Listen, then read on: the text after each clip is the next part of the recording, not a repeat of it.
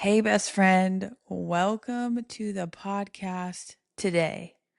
I want to ask you something. Have you ever felt like you were just a supporting character in your own life?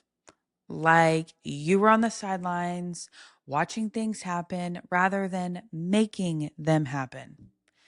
Maybe you're always prioritizing everyone else's needs over your own, waiting for permission to take up space, or just feeling like life is happening to you rather than because of you, or happening to you rather than for you. Listen, I need you to hear this. Bestie, you were never, ever meant to be in the background. You, my girl, were meant to be the leading lady in your own story. The woman who steps into her power, makes bold decisions, and owns her presence without apology. I get it though, right? We live in this world where we've been conditioned, taught, maybe even shamed into believing that we're taking up too much space. That speaking up, showing up, and claiming our own desires is selfish or risky. But what if I told you that playing small isn't actually protecting you? It's harming you. It's just keeping you stuck. It's making you an extra, a supporting role. Today, we're going to talk about why we shrink, how to step back into your leading lady role, and the mindset shifts that will transform how you show up for yourself and for your life. So if you're ready, bestie, like you should be, to stop waiting in the wings and step fully into your stage, then grab your coffee, get comfy, and let's talk about it. Because, bestie, this is your story. Yours, only yours. So it's time that you start living like it. Have you ever seen The Holiday? With Cameron Diaz and Kate Winslet and Jack Black, and I'm sure I'm forgetting some leading people. Oh, Jude Law. Yeah, can't forget him. And I was watching The Holiday, and there's this moment where Arthur, who like was a producer, cinematographer in Hollywood in basically the golden age when it started. And he tells Iris, who is Kate Winslet's character, that she was meant to be the leading lady of her own life. And this comes after she flew to California to get out of the UK because she was basically playing second fiddle to this other girl who was with this guy that other girl's now the fiance, and he just keeps stringing her along. And by the way, she keeps letting him. So she keeps relegating herself to this lower level, this lower role, when really her Iris's character is very smart, incredibly kind, caring. I mean, she goes to California and she ends up meeting people and serving others. And it's like a true testament to who she is. And yet she continues to play a supporting character role. I really believe that the reason why this is important is because too many of us live our lives as these supporting characters. We let others, circumstances, self doubt, these things that we believe about ourselves, push us down into the background. But friend, it's not just about being this confident, like beautiful, whatever version of yourself. This is really about identity. It's about self-worth. It's about stepping into the role that you were designed for, being the leading lady of your own life. Now, it's really interesting that so much research, I won't even go into all of it, really shows that the stories that we tell shape our lives. Isn't that amazing? The stories that we tell ourselves, the role, and then the roles that we play in these stories shape our lives. So when you shrink, friend, You teach your brain that you're not worthy of being seen when you allow yourself to be swept aside to a supporting character, an extra. You tell your brain that you're not worth being seen. You're not worth being the most important character in the scene, in the movie. But when you own your role, your leading role, you rewire your brain for confidence, power, and fulfillment. Wouldn't it really make sense to be that in your own life? It would, wouldn't it, right? So let's talk about what it means to be a leading lady. A leading lady mindset. I want you to just like take a really deep breath. A leading lady mindset.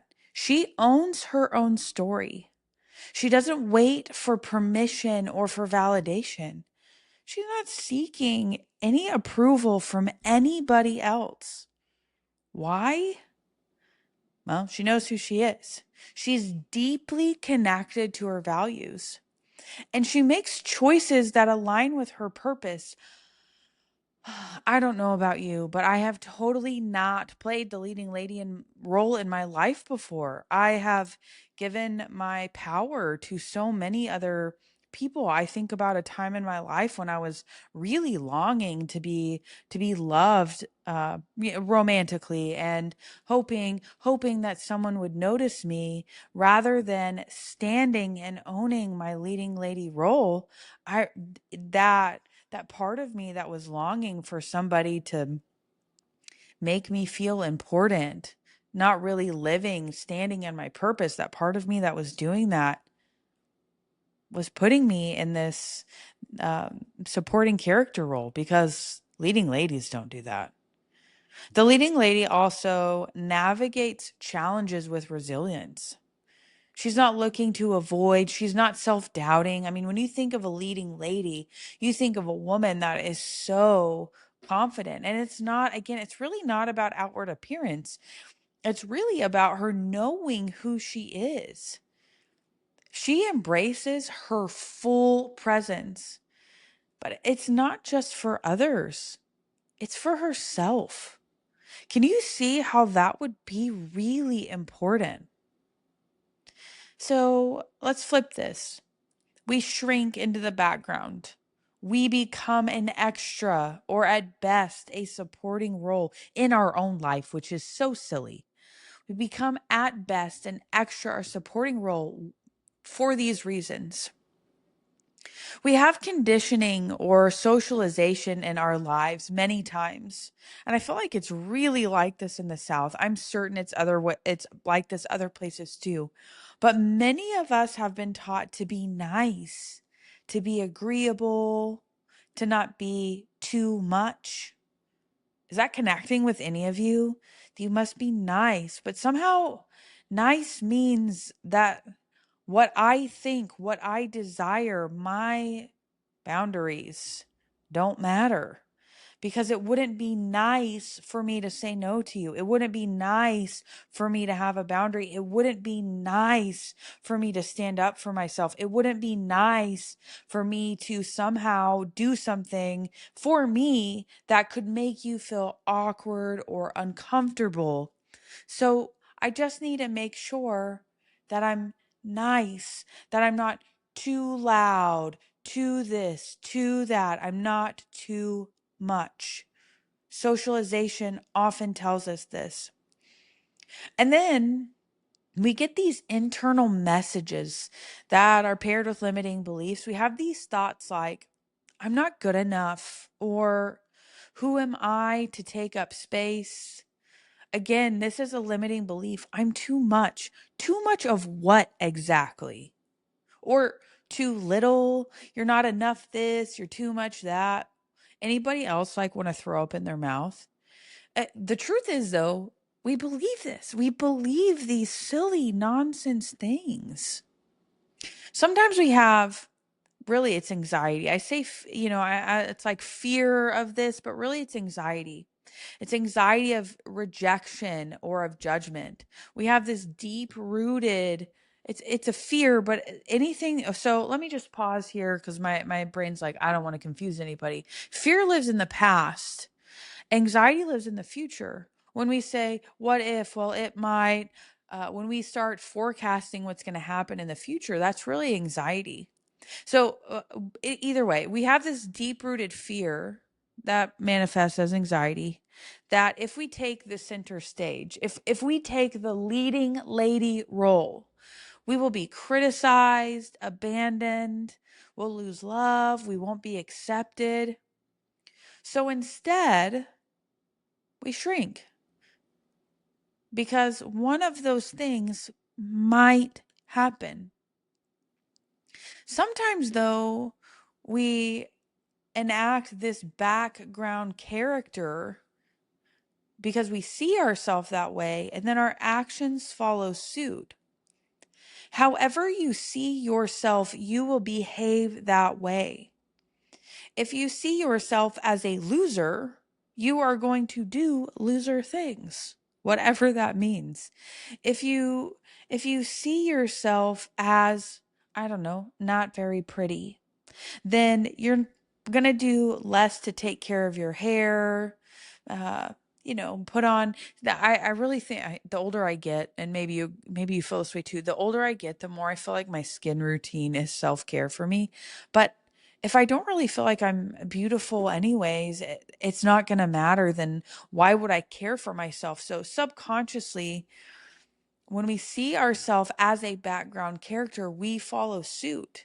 We're in a group of people where in reality, we have wonderful ideas. We have these great thoughts. We could contribute to the conversation, and instead we stay quiet. Why?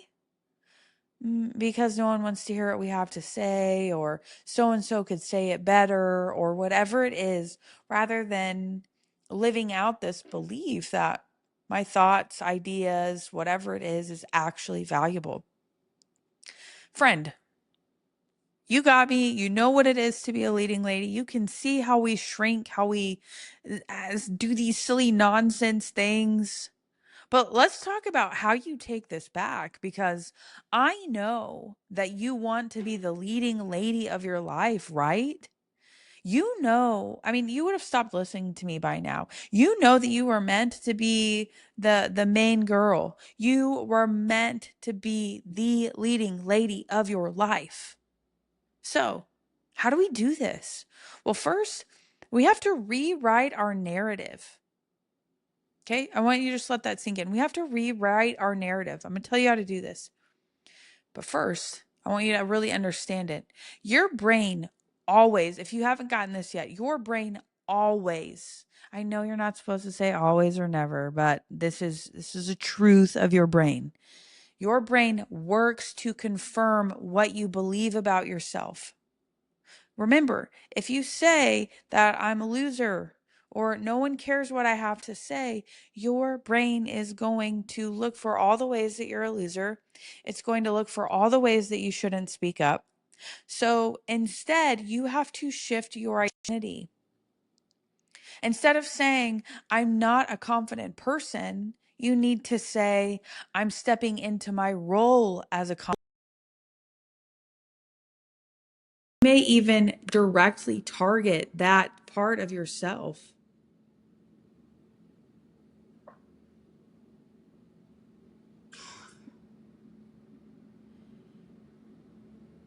I don't know where this left off, so let me start that again. Your brain will always work to confirm what it is that you believe about yourself. Always.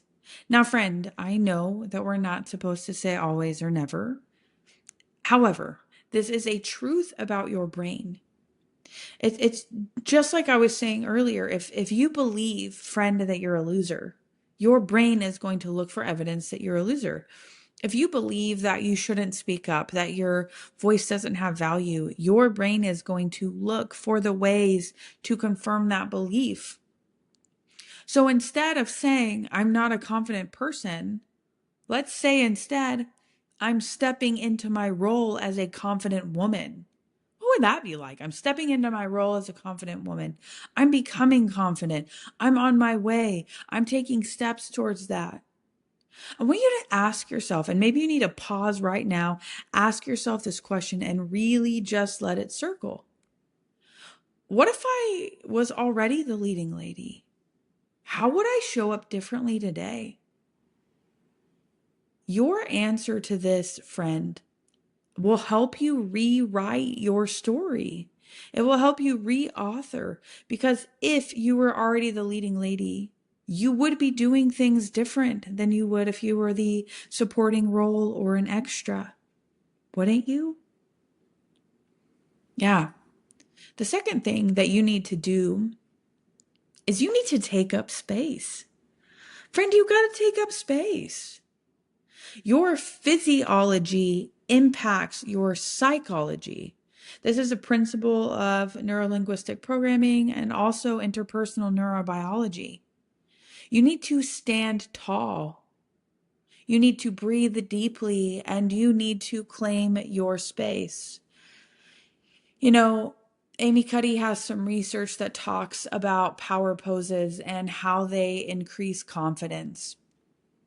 And one of my favorite power poses, and maybe I'll talk more about these at some point in the future, but one of my favorite power poses is the power pose of the queen.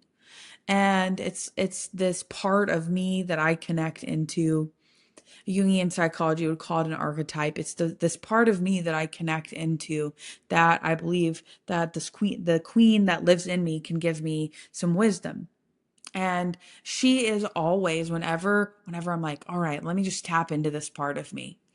My shoulders are always back. My head is always high. Often it's like tilted to the side a little bit. Like if you're watching this on YouTube, you can see me, but it's tilted to the side a little bit. It's almost like my nose is turned up. My chin is up.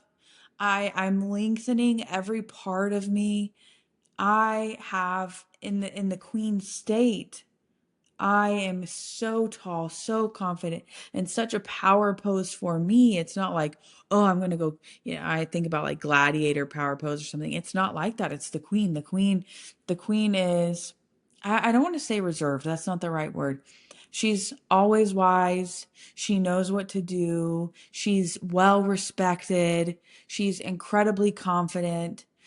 When she gives an answer to something, she knows how to portray that answer in a way that people can hear. She is who she is without apology. There's no qualifying language for the queen. She's not like, well, I'm really sorry, but I would like to do this. And she's not like, well, maybe, if you think it's a good idea, then like maybe we would do this, that apologizing or qualifying language. No, no. The queen is like, hey, this is what I think is a good idea. And this is the action either I am going to take or that I would like you to take in this. And she is very confident in who she is. So I want you to think about engaging in a power pose. Maybe yours isn't the queen. Maybe you have a fun name for her, but I really want you to think about this confident version of you that takes up space physically, emotionally, energetically, that really stands in these places. What does she do? Who is she? What's she like? And practice that. When you stand in a power pose, also, I should have pulled the statistics. I wish I had pulled the statistics. I don't have them in front of me, but it actually increases, like you can see there's a percent increase of your level of confidence just by standing taller, head high. It changes your physiology. Next, you need to shift, friend, from this supporting role to a decision maker.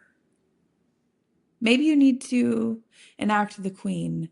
Maybe, for me, when I'm like, I'm going to be in that place. Yes, I have the queen, but I'm also like, I am bad. Insert swear word here. Brittany, I am this place. And some of you might be going, oh my goodness, I can't believe you'd say that. Or you're like, just say the word. Whoever you are, there's two different types of people. I am B.A. Brittany. That's who I am. And so when I am stepping in that role, I'm like, all right, I'm going to make bold decisions. I'm not going to wait or ask for permission. Now, again, I feel like I have to say this. This is all within, the qualifiers of ethical and moral decision making, but making bold decisions. So many of you listening have allowed other people to make decisions for you, other people to impose what they think or what they feel. Where when you are in this place, when you are the leading lady, you are making bold decisions for your future without asking for permission. You set clear boundaries with people who expect you to stay small. If you struggle with boundaries, by the way, check out the show notes. I did an entire episode on boundaries, and it is incredibly helpful for knowing how to do it. So many people misconstrue boundaries too. They really think it's about keeping people out, keeping things out. And maybe that is a part of it, but it's really about what's inside the boundary, which is you, is so valuable that it's worth protecting. And a lot of times, these boundaries that we feel like we need to make, whatever they are, really make things better all around, or those people don't stay in our lives, and maybe we just don't need them to. I want you to make a list. I want you to make a list of the things that you've been waiting on, the things that you've been letting somebody else make the decisions for, create the boundaries on, tell you how it's supposed to be. And I want you to take one action a day. Just choose one. Just choose one of these things that you've been waiting on and take one action a day towards it.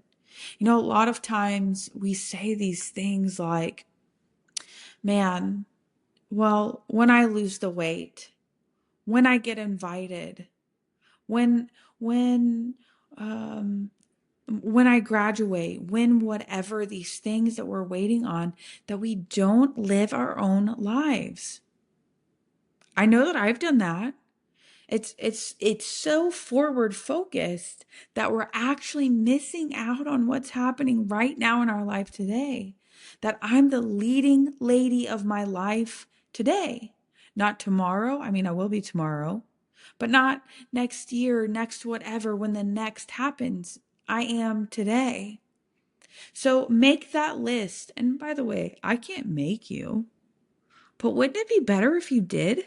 So make that list and then begin to take action. Because in order for you to be the leading lady, you do have to take action. The leading lady has a large role in her own life. I mean, if you think about movies with the leading lady, she's in the majority of the scenes. She's had to learn so many lines. She's had to do this and that and whatever it is. And that's a part of being the leading lady. Take action today.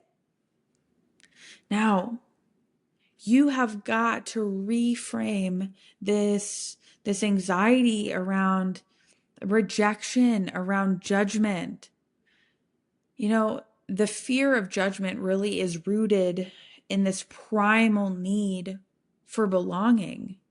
I say all the time that we were created for community, but this thought process is outdated.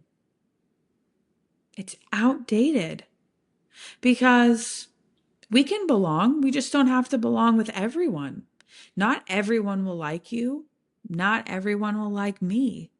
And in reality, that's a good thing because it really helps us find our right people. When we find our right people, we step fully into it. Well, it helps us anyways. I don't know that it creates it, but it really helps us stand in our power. Have you ever been around a friend, a group of people, whoever it is, and when you're with them, you just feel so much like your authentic self. You're not trying to put on a show. You're not trying to figure out how to belong. Why? Because you already belong.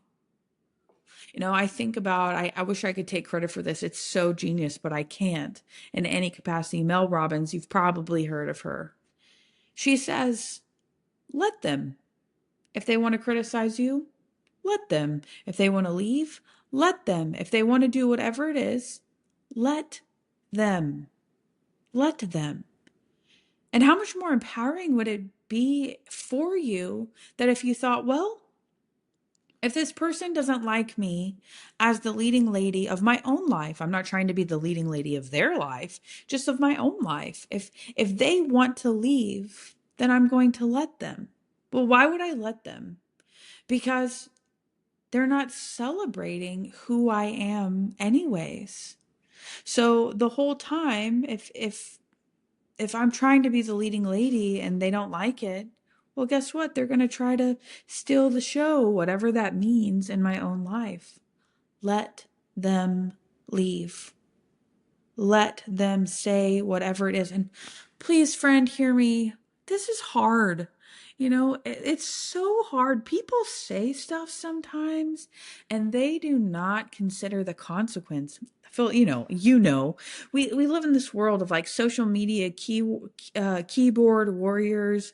I think about some of these accounts that I follow where the women are body positive, or they have they've maybe like once had babies, and I'm thinking of someone in particular, and her like belly skin is saggy. She's actually pretty fit, but she's got saggy belly skin from stretching out for a baby, and people like troll her stuff and say the craziest things. Let them. That's Mel Robbins' stance. Let them, because in reality, those aren't your people. They're not supposed to be a part of your life, anyways. So I want you to really ask yourself, what's the worst that could happen if I took up space? Really, most likely, it's really not as bad as you make it out to be or have made it out to be. And most likely, here's the secret, it won't even happen. And then if we do this thing where we imagine the worst happening, and then we go out a little bit further in the future, and then we look back to now, guess what? We're over it. We're past it. It hasn't impacted our life in the way that we thought that it would. So even if the worst did happen, which most likely it won't, just your anxiety tells you it will. So even if the worst did happen, you'll be okay, right? But what if we flipped that? What if we focused on what's the best that could happen? What's the best that could happen if I started living as the leading lady of my life? Well, for sure, I'd be walking in my purpose. I'd probably have more friends. And by more friends, I mean, not this collection of people that don't know me. I would have this collection of people, it might be small, of people that truly, authentically get me, that we have fun together, that I can truly be myself if I was living as the leading lady. I think that I would probably attract more of what I want in my life and less of what I don't want. Right? What's the best that could happen? Answer those questions. Man, anxiety is a funny thing. I've done a couple episodes on anxiety is a funny thing because, again, most of the things that we're afraid that will happen don't ever actually happen. So wouldn't it be better for you to project into the future something positive that could happen rather than something negative? That would be better, right?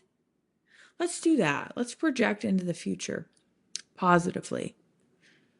Finally, friend, we have to embody the leading lady every day.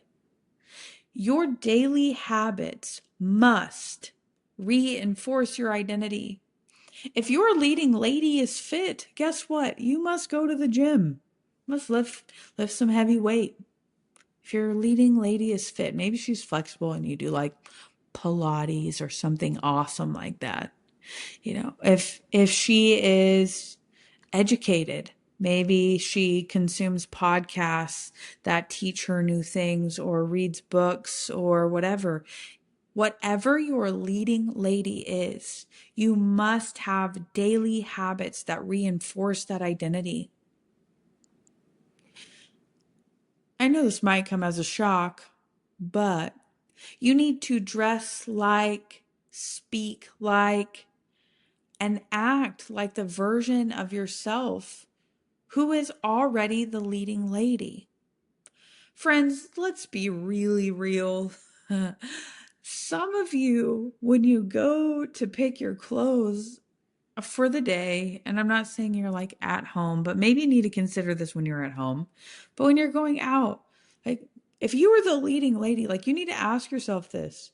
If I was the leading lady, because I am, if I was the leading lady of my life, what would I be wearing today? Well, most of the time it's probably unless you're like a super epic at dressing up your athleisure or you have super cool athleisure, which I'm certain that I have some of you that fit in that case. Most of the time the leading lady is wearing something that she feels incredibly confident in and by the way looks great in because she feels confident in. I've always said to people, sometimes people's styles are so different and they're like I could never pull that off, and I'm like, sure you could. You just have to believe that you can. It's silly. I've even had people say to me, I love my Vans, and I have like over 30 pairs of Vans, from leopard to pink leopard to like teal with sparkles. So I have these ones that are like black and they're just covered in glitter. I don't know, they're awesome. And I've had people go, man, like I just wish I could pull that off. And I'm like, you told, because I wear them with most things. I even wear them with dresses.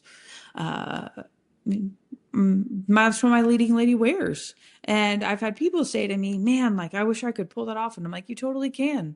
Like, nah, I can. I'm like, you just have to believe that you can.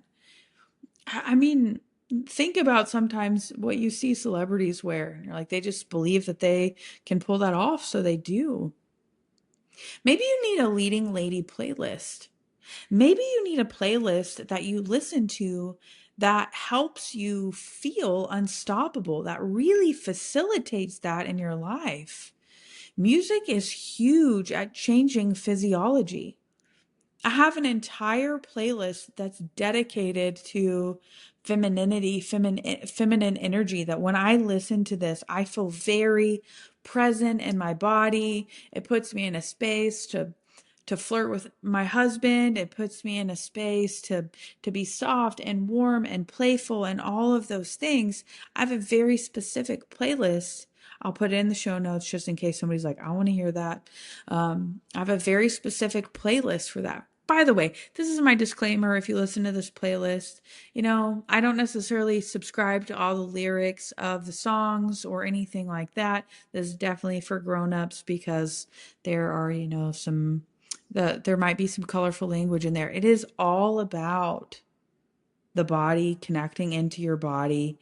I did a whole podcast on this. So if you're really interested, I would encourage you to go listen to my Feminine Energy podcast. I'll link it again in the show notes. Playlists are powerful. Music is powerful. I mean, I want you to think about, it's so funny. I have clients sometimes. I don't know, I'm squirreling on you. I have clients sometimes that like they're feeling low and then they go listen to low music. Well, all that's going to do is facilitate the lowness rather than my brain just started playing, and this is going to really date me. And maybe you connect with this song, but like Pump Up the Jams, like over here, like Pump Up the Jams. That you're not going to be in a low place if you're listening to Pump Up the Jams. Man, I just time traveled a lot. You must be ultimately the leading lady of your life. So, as per my usual friends, I ask questions and I want you to think about them. I really hope that you take these, that you ask yourself these questions, that you process them, because a lot of times we let information go in one ear and out the other. And while it's beneficial while we're listening to it, it's really the processing, the reflection that helps us apply these concepts to ourselves and take them to the next level. So, question one, Where in my life have I been playing a supporting role instead of the lead? What fears or beliefs have kept me from stepping into my power? Question 2. Question 3. If I fully embodied the leading lady, how would I show up differently today? Number 4, where do I need to start making bold decisions for myself? And number 5, what's one action I can take today to claim my place at center stage? Man, do I hope that you do that. So, friend, if you have a bestie that needs to hear this, share this episode with her. And if you're looking for a like-minded community, come join me in the Besties community.